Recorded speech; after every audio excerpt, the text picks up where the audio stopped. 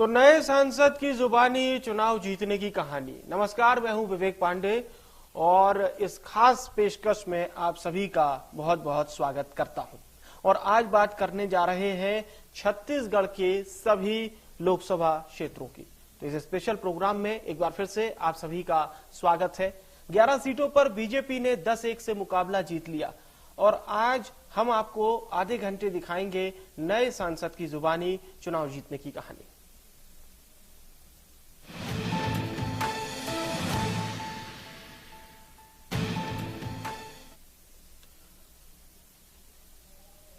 तो अब सबसे पहले बात करेंगे दुर्ग लोकसभा सीट की, जहां पर विजय बघेल ने जीत दर्ज की है। उन्होंने कांग्रेस प्रत्याशी राजेंद्र साहू को हराया। विजय बघेल 4,38,226 वोटों से जीते हैं और विजय बघेल को मत मिले थे 9,56,497, जबकि राजेंद्र साहू को 5,18,271 वोट ही मिल पाए थे। विजय बघेल, जो कि भूपेश बघेल के भतीजे भी कहे जाते हैं, जी हाँ, भूपेश बघेल के सामने वो चुनाव भी लड़े थे विधानसभा चुनाव में। हालांकि विधानसभा चुनाव में विजय बघेल को हार का सामना करना पड़ा था। टक्कर जरूर उन्होंने दी थी, लेकिन ज्यादा समय तक वो टक्कर चल नहीं पाई थी। सांसद विजय बघेल है। भूपेश बघेल जिसको अपना किला बताते थे, उस किला को इन्होंने ढहा दिया और पहले से ज्यादा मार्जिन के साथ आप इस बार जीते। देखिए, जनता जनार्दन का आशीर्वाद जिसके साथ है वही वहाँ का सेवक बनता है और निश्चित रूप से 5 साल तक मैंने जनता की सेवा की, उनके बीच रहा, उनके सुख दुख में साथ रहा। आज उसका प्रतिफल मिला और ज्यादा वोटों से जनता जनार्दन ने मुझे आशीर्वाद दिया। हमारे भारतीय जनता पार्टी के कर्मठ कार्यकर्ता भाइयों बहनों ने, युवा साथियों ने 44-45 डिग्री के तापमान में भी घर घर जाकर जो कमल छाप का अलग जगाया, आज उसी का प्रतिफल है कि दूसरी बार सांसद बनने का मुझे सौभाग्य मिला। आपकी जीत कई मायनों में खास इसलिए हो जाती है कि भूपेश बघेल 5 साल मुख्यमंत्री रहे, छत्तीसगढ़ियावाद को लेकर खूब दम्भ भरते रहे, ना मोदी को कुछ समझते थे ना अमित शाह को, तमाम तरह के बयान देते थे। उसके बाद राजनांदगांव से लड़े तो ऐसा बताने की कोशिश थी कि दुर्ग भी उनका है और राजनांदगांव भी उनका है। अब क्या हुआ? वो एक डायलॉग बोला करते थे। अभी जब मैं सांसद दूसरी बार मुझे टिकट मिली तो विजय बघेल वन टाइम है। एक टाइम सांसद रहे, एक टाइम नगर पालिका विधायक रहे, एक टाइम विधायक रहे, बस एक टाइम ही रहेंगे ऐसा बोलते थे। लेकिन सारे उनके जो खोखले जो बोली थी उसको जनता ने ध्वस्त कर दिया। मैं ये कहता हूं उनसे, वो कभी सांसद बन नहीं सकते। तीसरी बार सांसद हारे हैं, एक बार रायपुर, फिर दुर्ग, अभी नांदगांव। अब और जहां चाहे वहां चुनाव लड़ ले, वो कभी सांसद बन नहीं पाएंगे। कांग्रेस को कोई सीट, कांग्रेस 99 पाकर भी ऐसे दम्भ भर रही है, ऐसे खुश हो रही है, लग रहा है कि सत्ता में पहुंच गई है, और आप लोग 250 पाकर भी शांत हैं। क्या है, कई लोगों को ऐसा लगता है कि हम सीट कुछ बढ़ा लिए तो अहंकार बढ़ जाता है। वही चीज है। सरकार हमारी बनी है, माननीय मोदी जी के नेतृत्व में सरकार बनी है और माननीय मोदी जी कभी भी हताश, निराश, परेशान नहीं होते। वो तो चुनौती को अवसर के रूप में बदलने वाले नेता है और दुगुने उत्साह से, दुगुने ताकत और हिम्मत से वो इस देश को विश्व के शिखर पर ले जाने में लगेंगे। ये उनके वक्तव्यों से लगा है। आप देखें, उसके चेहरे में कोई शिकन था। ठीक है, सीटें कम ज्यादा होती है, लेकिन सरकार हमारी बनी है और उसी ताकत से सरकार हमारी काम करेगी। एक आखिरी सवाल, भूपेश बघेल और राहुल गांधी के लिए कोई सलाह? अब उनको क्या सलाह दे, वो चुपचाप बैठे, मंजीरा बजाए और संसद में आके बढ़िया हंसी मजाक करते हैं और फिर देखते हैं क्या होता है आगे। और अभी तो शुरुआत है, आगे चल के देखते हैं, आगे बहुत लड़ाई है। अपनी जगह देखते हैं मोदी कैबिनेट में? नहीं, देखिए, कैबिनेट तो हमारा ही बनेगा, हम सब मंत्री के रूप में रहेंगे। माननीय मोदी जी कभी किसी सांसद को कम नहीं समझते। मंत्री और सांसद को एक रूप में देखते हैं, एक ही तरह के सम्मान देते हैं। मंत्री और सांसद को नरेंद्र मोदी एक तरीके से देखते हैं, लेकिन राहुल गांधी के लिए यही सलाह है कि वो अब संसद में हंसी ठहाके लगाते हैं, वही करें, उनके अलावा और तो उनके पास कोई काम नहीं है। ये कहना है दुर्ग सांसद विजय बघेल का। इस समय सहयोगी महावीर साहू, गौरव चंदेल और शिवाजी राव के साथ दीपक विश्वकर्मा। तो रायगढ़ से नवनिर्वाचित सांसद राधेश्याम राठिया ने इंडिया न्यूज से खास बातचीत की। बीजेपी सांसद राठिया ने अपनी जीत पर हमारे सहयोगी दीपक विश्वकर्मा से क्या कुछ कहा, आइए सुनते हैं। रायगढ़ लोकसभा से राधेश्याम राठिया हमारे साथ हैं। इस सीट पर प्रदेश के मुख्यमंत्री भी चुनाव लड़ चुके और ये सीट हॉट सीट इसलिए मानी जा रही थी क्योंकि मुख्यमंत्री चुनाव लड़के 2014 में मंत्री बन चुके हैं। ओपी चौधरी का गढ़ माना जाता है। अब राधेश्याम जी को मौका मिला, वो भी जीत गए हैं। ढेर सारी शुभकामनाएं। रायगढ़ के लिए सबसे पहली उपलब्धि क्या रहेगी?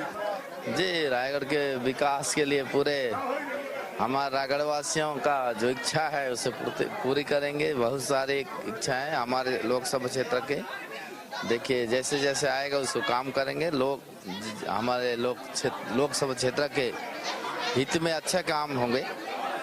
एक प्रेशर था क्योंकि मुख्यमंत्री वहां से जीते, 2014 में मंत्री बने थे। आज प्रदेश के मुखिया ओपी चौधरी वहां से आते हैं, दिल्ली दरबार के बहुत करीबी है। अब आपको मौका मिला है, तो ये सब समीकरण के बाद चुनाव लड़ना लग रहा था कि प्रेशर है? जी, हमारे कार्यकर्ताओं पे भरोसा था और हमारे कार्यकर्ता हमेशा मैदान में डट के काम करते थे, इसलिए मुझे भरोसा था कि हम लोग चुनाव जीतेंगे। चुनाव जीतेंगे। रायगढ़ को लेकर तमाम चीजों की चर्चा होती है, उद्योग है, व्यापार है, सब कुछ है, डीएमएफ का बहुत बड़ा हिस्सा है। लेकिन इन सब के बावजूद कई जो आदिवासी हैं उन सब लोगों को तमाम तरह की समस्याएं हैं कि उस तरीके से काम नहीं हो पाया जिस तरीके से होना है। वो प्राथमिकता रहेगी। जी जी जी, हमारे माननीय मुख्यमंत्री जी भी वहाँ से 4 बार सांसद रहे हैं और उन्हें मालूम है, हमारे वित्त मंत्री जी को भी मालूम है और हमारे लोकसभा क्षेत्र में अच्छे विकास होंगे। धन्यवाद। एक आखिरी सवाल का जवाब दीजिए। राहुल गांधी 99 पे रुक गए हैं, कांग्रेस के पास यहाँ सिर्फ एक सीट आई है, उसके बावजूद भी उनकी खुशी रुक नहीं रही है। आप लोग 250 जीतने के बाद भी शांत हैं, इसको कैसे देखते हैं? नहीं, इस विषय में क्या कहें। राहुल गांधी जी हमेशा ऐसे पप्पू हैं, तो उछल कूद करते रहते हैं। राहुल गांधी पप्पू हैं, ऐसे ही उछल कूद करते हैं, लेकिन रायगढ़ का विकास मेन विकास है, ये कहना है राधेश्याम राठिया का। इस समय सहयोगी गौरव चंदेल, महावीर साहू और शिवाजी राव के साथ दीपक विश्वकर्मा, इंडिया न्यूज, रायपुर। रायगढ़ लोकसभा से राधेश्याम। महासमुंद लोकसभा सीट पर बीजेपी प्रत्याशी रूपकुमारी चौधरी ने एक तरफा जीत हासिल करते हुए कांग्रेस प्रत्याशी ताम्रध्वज साहू को 1,45,000 से ज्यादा मतों से शिकस्त दी है। चुनाव परिणाम पर इंडिया न्यूज संवाददाता ने उनसे खास बातचीत की, एक रिपोर्ट देखिए। लोकसभा सीट की प्रत्याशी रूपकुमार चौधरी हैं, उन्हीं से समझ लेते हैं। जीत मिली है और जीत भी ऐसी मिली है क्योंकि साहू बहुल इलाका था, ताम्रध्वज साहू भी थे, उनको पछाड़ के आई हैं। बहुत ढेर सारी शुभकामनाएं। चर्चाएं ये थी कि साहू बहुल इलाका है, बहुत मुश्किल होगी। नहीं, अब रिजल्ट आने के बाद आप लोग खुद देख रहे हैं, साहू लोग भी हमारे 75% वोटर हमारे भारतीय जनता पार्टी के थे और मोदी जी के ऊपर भरोसा था, भारतीय जनता पार्टी के ऊपर भरोसा था, तो इसलिए पूरे महासमुंद लोकसभा की जनता ने भरपूर आशीर्वाद दिया है और विकास को चुना है। मोदी का भरोसा, मोदी की गारंटी छत्तीसगढ़ में तो नजर आ रही है, लेकिन देश में थोड़ी डगमगा गई है, ऐसा नहीं लगता है? नहीं, बिल्कुल ऐसा नहीं लगता है। भरोसा है तभी हम नंबर्स कम आए हैं। हाँ ठीक है, थोड़ा आगे पीछे हो सकता है, बाकी पूरा भरोसा है। 400 पार की जो चर्चा थी वो अब गौण हो गई है क्योंकि 300 के अंदर सिमट गई है पूरी भाजपा और एनडीए। हाँ, कुछ कम हुई है सीटें, लेकिन मोदी जी के ऊपर पूरा भरोसा है। ठीक है, भरोसा कायम रहे। सबसे पहला कौन सा ऐसा काम है जो महासमुंद के लिए करना है? महासमुंद में मुख्य रूप से जिले के लिए महासमुंद जिला में रेलवे लाइन की मांग है, जो एक पुरानी मांग है, बहुत दिनों से चली आ रही है। सिंचाई की सुविधा के लिए बहुत आवश्यक है, जो सिकासेर जलाशय से पानी लाने की आवश्यकता है। धमतरी में मेडिकल कॉलेज की आवश्यकता है। तो ऐसी कुछ बेसिक चीजें हैं जो पहले रिक्वायरमेंट में लोगों की मांग है। सरकार आ रही है, काम हो जाएगा? बिल्कुल, वो तो काम होगा ही होगा। सरकार आ रही है, छत्तीसगढ़ में सरकार है, केंद्र में भी आ रही है। बताइए ना कि बीजेपी के ऊपर भरोसा है लोगों का।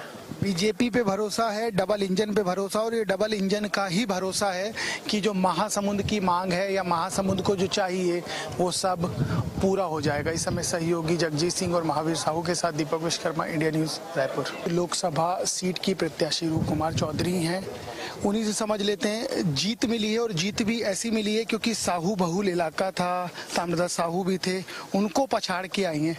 बहुत ढेर सारी शुभकामनाएं। चर्चाएं ये थी कि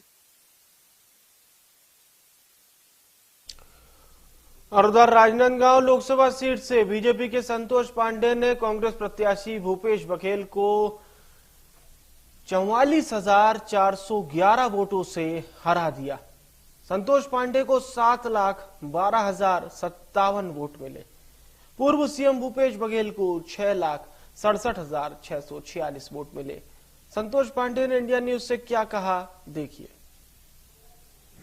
हराकर दिल्ली पहुंचने वाले सांसद संतोष पांडे हमारे साथ हैं। सबसे पहले तो ढेर सारी शुभकामनाएं, भूपेश बघेल जैसे चेहरे को हराए।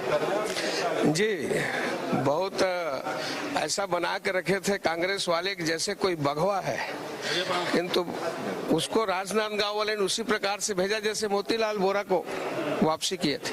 लेकिन ये इतना वैक्यूम बना क्यों रहे थे भूपेश बघेल? अरे वो जो है ऊंची दुकान फीकी पकवान कहते हैं, है कुछ नहीं। और वो तो वहां से भाग करके वहां गए थे, वहां से भी भागना पड़ा। इस सब जगह से भाग ही रहे हैं। एक चीज ये है, कांग्रेस के इतने कम नंबर आए तब भी खुशी उनकी रुक नहीं रही, और आपके 250 आए फिर भी आप खुश हैं। जी जी जी, अब देखते जाइए इधर क्या होता है। आपका नाम भी मोदी कैबिनेट के लिए चर्चा में चल रहा है। जी, ये तो ऊपर वालों की सोच है, वो जैसा हम लोग तो पालन करने वाले छोटे कार्यकर्ता हैं। एक आखिरी सवाल ये है कि मौजूदा जो राजनीतिक परिदृश्य है उसमें कांग्रेस को लेकर कोई सुझाव, क्योंकि अभी भी उनको लग रहा है हमने बहुत कुछ हासिल कर। कुछ नहीं है, सरकार नरेंद्र मोदी की है और डंके के चोट के साथ चलेगी। बहुत शुक्रिया। सरकार नरेंद्र मोदी की है जो डंके की चोट के साथ चलेगी। दूसरी बात यह, भूपेश बघेल जो बघवा की माफिक अपने आप को दिखा रहा था वो कुछ कर नहीं पाया।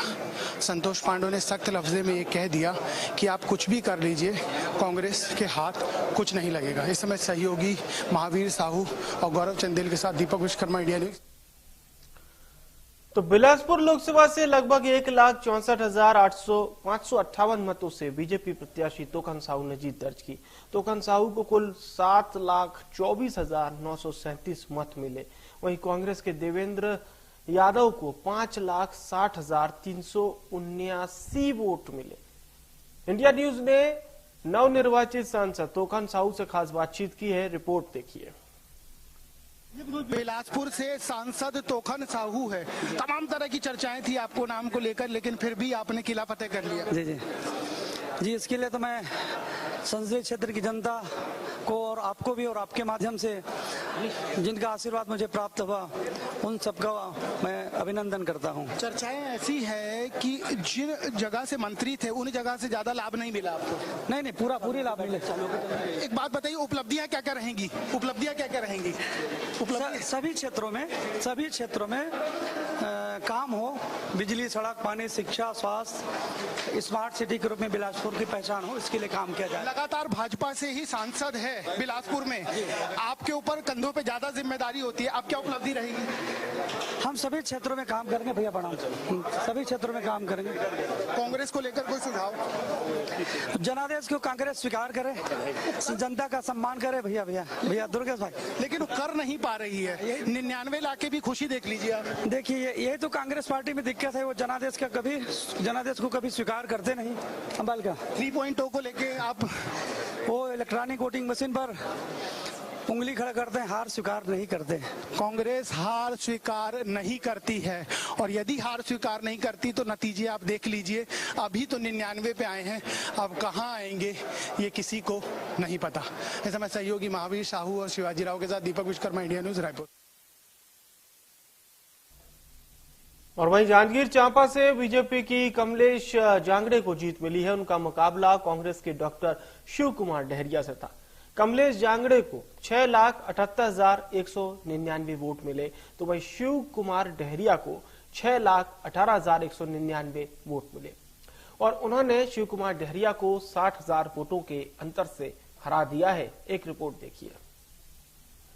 जांजगीर लोकसभा को लेकर तमाम तरह की चर्चाएं थी, लेकिन उन सब के बीच शिव डहरिया को हराना, बीएसपी के वोट बैंक को काटना और उसके बाद जीत हासिल करना, तमाम तरह की चुनौतियों के बाद किस तरीके से आप इस जीत को देखती हैं? ये जीत हमारे जनता जनार्दन की जीत है, हमारे छत्तीसगढ़ की सरकार की जीत है, विष्णु देसाई जी की जीत है, हमारे देवतुल्य कार्यकर्ता बंधुओं की जीत है। वहां पर चर्चा जातिगत समीकरण को लेकर बहुत ज्यादा थी। शिव डहरिया ने कोई कोर कसर नहीं छोड़ी, बीएसपी ने कोई कोर कसर नहीं छोड़ी और पूरे देश में एक माहौल था कि भारतीय जनता पार्टी जातिगत जो समीकरण है उसको बिगाड़ने में लगी है, आरक्षण को खत्म करने में लगी है। इसका कोई फर्क पड़ा वहाँ? उसका कोई फर्क नहीं पड़ा, आप लोग देख सकते हैं, उसका कोई फर्क नहीं पड़ा। भारतीय जनता पार्टी की एक तरफा जीत हुई। हमारे जांजगीर लोकसभा 5वीं बार की जीत हुई है। लगातार भारतीय जनता पार्टी की ही जीत होते आ रही है। आप ही के यहाँ पर बयान आता है कि शिव को कृष्ण से लड़ाने वाला मल्लिकार्जुन खड़गे का, मोदी का सर फोड़ने वाला बयान आता है। क्या उन सब का लाभ मिला है? उसको होता ही है। सवाल और 400 पार की चर्चा थी, लेकिन 400 पहुंच नहीं पाए, उससे पहले ही भाजपा हाफ गई।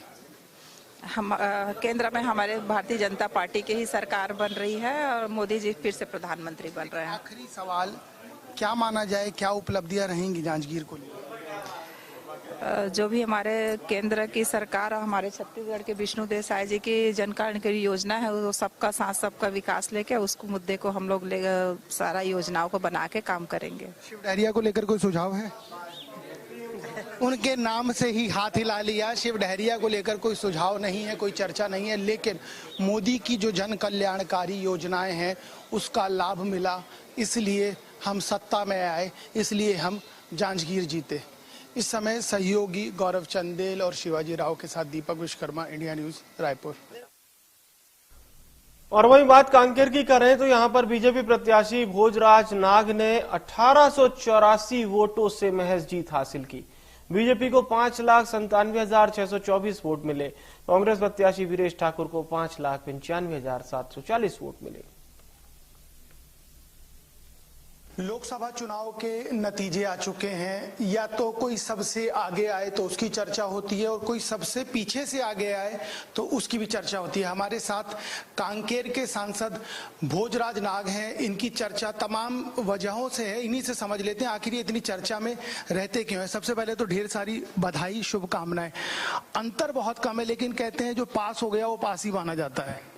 सबको बहुत बहुत बधाई, जय श्री राम। निश्चित रूप से चुनाव में जो जीता वो सिकंदर होता है और जनता जनार्दन के आशीर्वाद से, पार्टी के सभी वरिष्ठों के आशीर्वाद से जो परिणाम आया है, बहुत बढ़िया परिणाम आया है। परिणाम बहुत बढ़िया है, लेकिन 1800 के आसपास का मार्जिन है और चर्चा ये होने लग गई कि दोबारा एक बार काउंटिंग हो जानी चाहिए। ये सवाल क्यों उठ गया था आखिर? ये जो विपक्ष के लोग हैं, खास करके कांग्रेस के जो लोग हैं, ये तो पहले ईवीएम पर भरोसा नहीं करते, ये भगवान राम पर भरोसा नहीं करते, ये देवी देवता पर, धर्म संस्कृति पे भरोसा नहीं करते। यानी कांग्रेस पार्टी भ्रम फैलाने की राजनीति कर रही है। चुनाव आयोग के निर्देश पे जो भी चुनाव होता है निष्पक्ष होता है।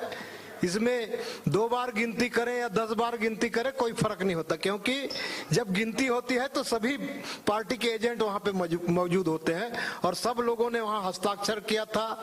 उसके बाद परिणाम, हार रहे तो हल्ला कर रहे हैं। हाँ, हारने के बाद हल्ला कर रहे हैं। हारने के बाद हल्ला कर रहे हैं। एक और सवाल खड़ा होता है कि जब आपकी चर्चा होती है तो नींबू वाली क्या चर्चा थी कि नींबू से कुछ कर दे रहे हो आप, क्या था मामला?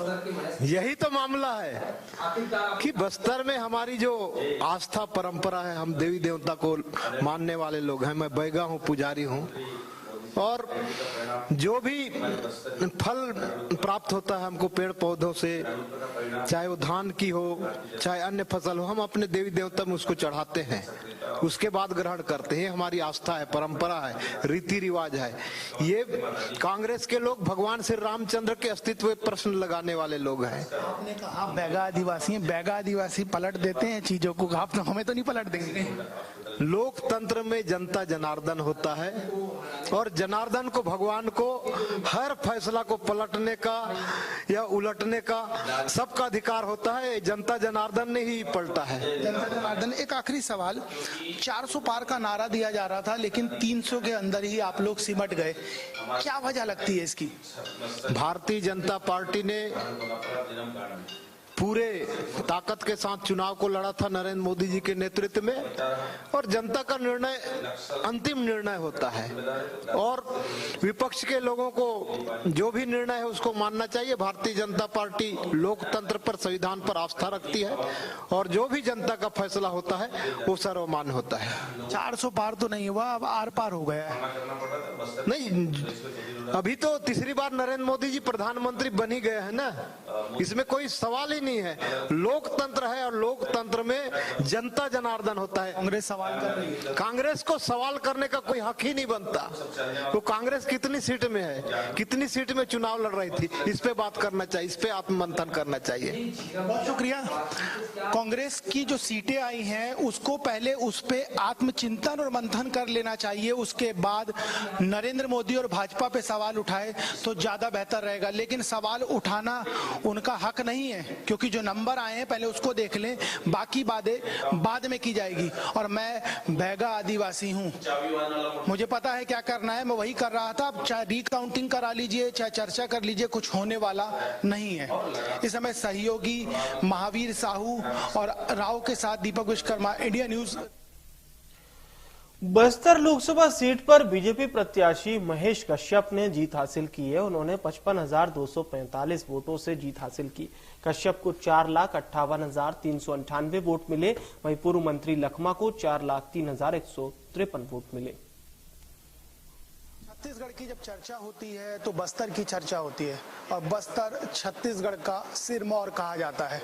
हमारे साथ बस्तर के सांसद महेश कश्यप है, उनसे समझ लेते हैं आखिर इस जीत का श्रेय किसको देते हैं और ये जीत मिली कैसे, क्योंकि इनके साथ जो कैंडिडेट थे उनको छत्तीसगढ़ का लालू भी कहा जाता है, और जिस तरीके से उन्होंने चुनाव लड़ा तो किस तरह की चुनौतियां रही थी और जीते आखिर कैसे। बहुत ढेर सारी शुभकामनाएं आपको इंडिया न्यूज के माध्यम से। धन्यवाद। ये बताइए, इस जीत का श्रेय किसको जाता है? देखिए, इस देश जिसका श्रेय हमारे देश के यशस्वी प्रधानमंत्री नरेंद्र मोदी जी का गारंटी को श्रेय जाता है। हमारे बस्तर क्षेत्र के सभी मतदाता भाई बहनों को इसका श्रेय जाता है, और हमारे भारतीय जनता पार्टी के देवतुल्य ज्येष्ठ श्रेष्ठ कार्यकर्ताओं को, जिनका अब तक लगन मेहनत और प्रयास से ये संभव हुआ, इसलिए इन सबको इसका श्रेय जाता है। भारतीय जनता पार्टी में हर कोई अपने आप को छोटा कार्यकर्ता ही कहता है, बड़ा नेता नहीं कहता। अब आप सांसद बन गए, आपसे पूछूंगा आप भी वही कहेंगे, लेकिन आपकी जो शुरुआत थी बहुत छोटे से कार्यकर्ता के रूप में आपने काम किया, और आपके सामने जो प्रतिनिधि था वो लगातार विधायक रहा, मंत्री रहा, और बस्तर का एक जाना माना चेहरा है। कितनी चुनौती थी वो चुनाव? देखिए, हमारे लिए कोई चुनौती नहीं था, क्योंकि हमारे देश के यशस्वी प्रधानमंत्री नरेंद्र मोदी जी ने मेरे जैसा गांव गरीब किसान का बेटा को बस्तर लोकसभा का प्रत्याशी बनाया, क्योंकि उनके दिव्य दृष्टि को मैं नमन करता हूं।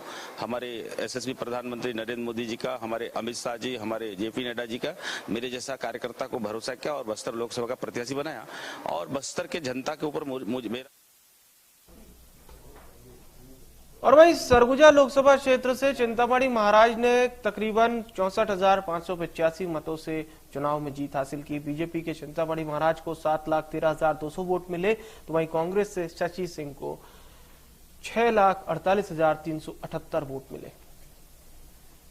सरगुजा सांसद चिंतामणि महाराज हमारे साथ है। चिंतामणि ने सबको चिंता में डाल दिया। चिंता में इसलिए डाल दिया क्योंकि जो नतीजे आए, जो आंकड़े आए, उसमें विजय पताका फहराई गई। और सबसे महत्वपूर्ण बात यह है कि कांग्रेस से आने के बाद उस सीट को जीतना अपने आप में मायने रखते। बहुत ढेर सारी शुभकामनाएं। कैसी चुनौती थी और उस उपलब्धि को कैसे देखते हैं? जी, मैं सादर नमस्कार करता हूं।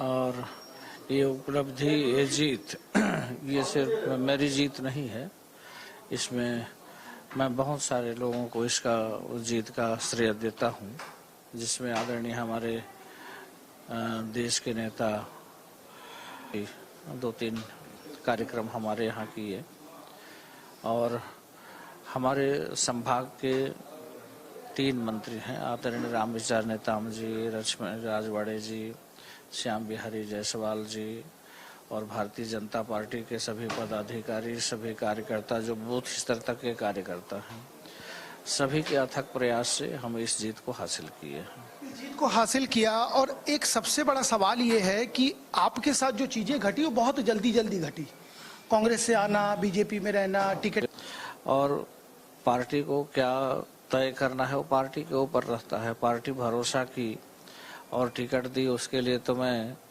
जीवन भर के लिए आभारी हूं।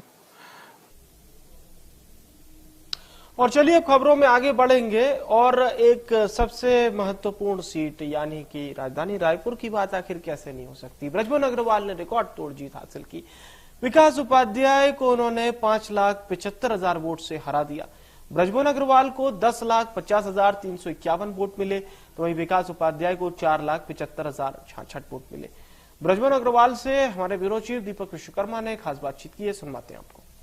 साथ रायपुर लोकसभा के सांसद बृजमोहन अग्रवाल हैं। कई वजहों से ये खास है, इनकी जीत कई वजहों से खास है, क्योंकि टॉप 10 में जो पूरे देश में सांसद चुने गए हैं उनमें एक इनका भी नाम है। ढेर सारी शुभकामनाएं। सबसे पहले तो आपको कैसी रही ये जीत?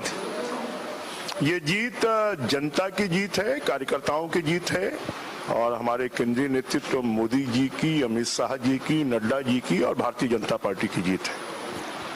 11 में से 10 सीटें आई हैं, एक सीट फंस गई या यूं कह लीजिए नहीं आ पाई और एक सीट पे 1800 के आसपास का मार्जिन है। यदि सबको देखा जाए तो जो एक सीट चूक गए हैं उसके पीछे क्या वजह मानते हैं? अब ये तो आने वाले समय पर मालूम पड़ेगा, परंतु पहले 9 सीट थी, बीजेपी 10 सीटों पर पहुंची है और हमें तो लगता था कि 11 की 11 सीट आएगी, तो बीजेपी आगे बढ़ी है, पीछे नहीं हटी। आपकी जीत को लेकर कार्यकर्ता और नेता इतने आश्वस्त हो गए थे कि 4 दिन पहले ही रायपुर राजधानी पोस्टर से पट गया था और अग्रिम बधाई दे दी गई थी। जो नंबर्स आए हैं, क्योंकि आप जीत जाएंगे सबको पता लग रहा था, जो नंबर्स आए हैं, जो अंतर है, उस अंतर से आप सेटिस्फाई हैं या और होना था? देखिए, ये तो जनता ने जो निर्णय लिया उसका स्वागत है और मुझे लगता है कि छत्तीसगढ़ में विधानसभा में भी यहाँ की जनता ने सबसे ज्यादा वोटों से जिताया था। अब छत्तीसगढ़ में सबसे ज्यादा वोटों से लोकसभा में भी जिताया है, तो मैं जनता के प्रति आभार व्यक्त करता हूँ। कार्यकर्ताओं की मेहनत को मैं नमस्कार करता हूँ, सलाम करता हूँ। तो इस खास पेशकश में हमने आपको सभी सांसदों की जुबानी उनके चुनाव जीतने की कहानी इंडिया न्यूज के कैमरे के जरिए दिखाई।